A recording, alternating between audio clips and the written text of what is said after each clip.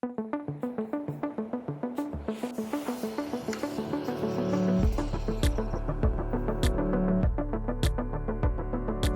y'all, welcome to the Greater MSP Roundtable discussion. We're going to be exploring transformation in how we work.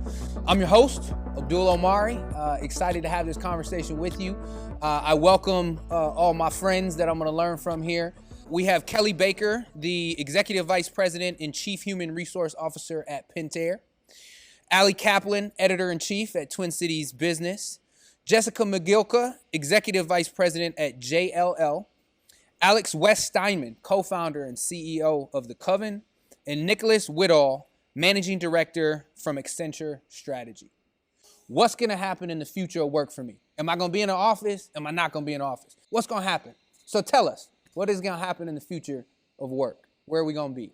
That is a really big question. Hopefully we'll get a little more insight today. But I think that there's going to be a spectrum of work. So if you're somebody who really is comfortable being in an office 100% of the time, living in one place for a very long time, I think you will find a company that you can fit into. All the way to the other side, if you want to live out of the back of your camper and go from place to place as long as you have an internet connection, I think that there will be opportunities for folks like that also. For those that have the opportunity to work remote, I think we are seeing around 85% wanting some level of choice in how they return. It might be 2 to 3 days a week coming back to the office, 2 to 3 days a week working from home.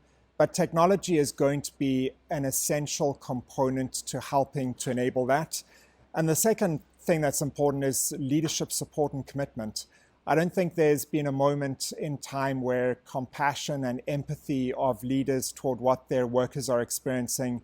So we're thinking about how do we create kind of community hubs where work, community, family, play can like all live in existence, because that's what we're living right now. Is like my office is also where my 4 and 6-year-old come running through my Zooms, It's also where school is being had. It's also where, I'm trying to parent and partner and, be a friend to folks who are going through a hard time right now. And so I hope we start to find organizations and companies that are, blur the lines more, or we're more comfortable blurring the lines between work, home, play, family, community. I think also remote work is not synonymous with flexibility, because I think there are many parents at home taking care of kids that can't go to school. There are parents at home caring for aging parents that are less flexible today than they were when they were going into an office every day and had kids in school and life was as it was. And so I think we need to really understand that there likely isn't a single size fits all here. And we really need to understand what is the work that needs to be performed.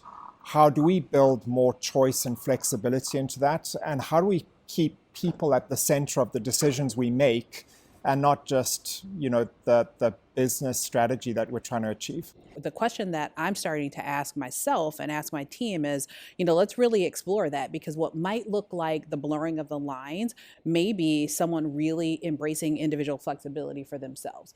And, I've had people on my team who, because they've got small kids at home, they can't do meetings in the morning, right? And they're much more productive after their kids go down to, and so on the surface, it could look like, oh my gosh, Sally never turns off. She's on at 9 o'clock at night. Well, in reality, Sally's on at 9 o'clock at night because Sally can't be on at 9 o'clock in the morning. I think something that I've observed as part of the media is leaders of large companies who are usually very buttoned up, feeling compelled, inspired. It's been necessary for them to talk to their teams on a really human level that they maybe didn't before, and to reveal parts of themselves. And frankly, they're coming to their employees from their own kitchen or basement or living room or whatever. And so it just sort of changes the dynamic and makes everything a little more human. And I think you can't underestimate how much people appreciate just knowing that you're checking on them, not to see if they're meeting a deadline, but just on a human level. What skills are people going to need in the future? What are organizations going to be looking for? The truly human skills that are emerging, that are incredibly important, critical reasoning, problem solving, creativity, those skills are almost as important, if not more important, than the technical sort of so-called hard skills. And so I think we've got to have a very balanced view on how we think about skilling workers for the future of work, because it's not just a technical future we're heading into. It's a future of creativity, of real problem solving, and that level of skill set development is going to be key.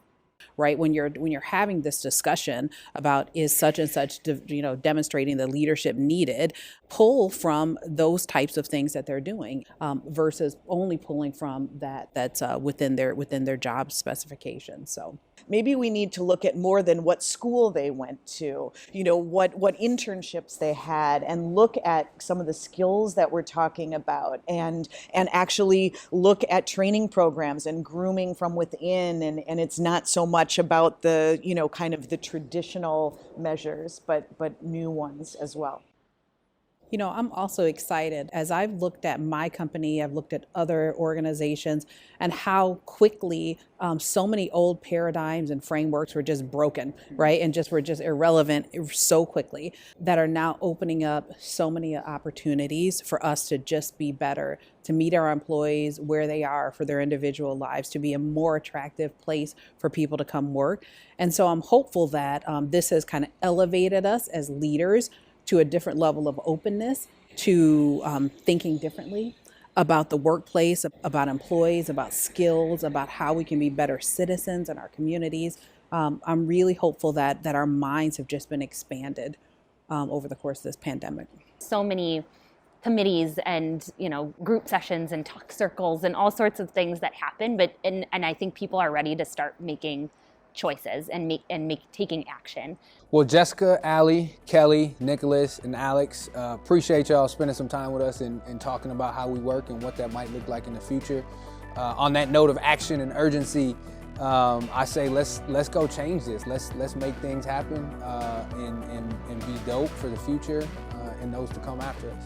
Appreciate y'all.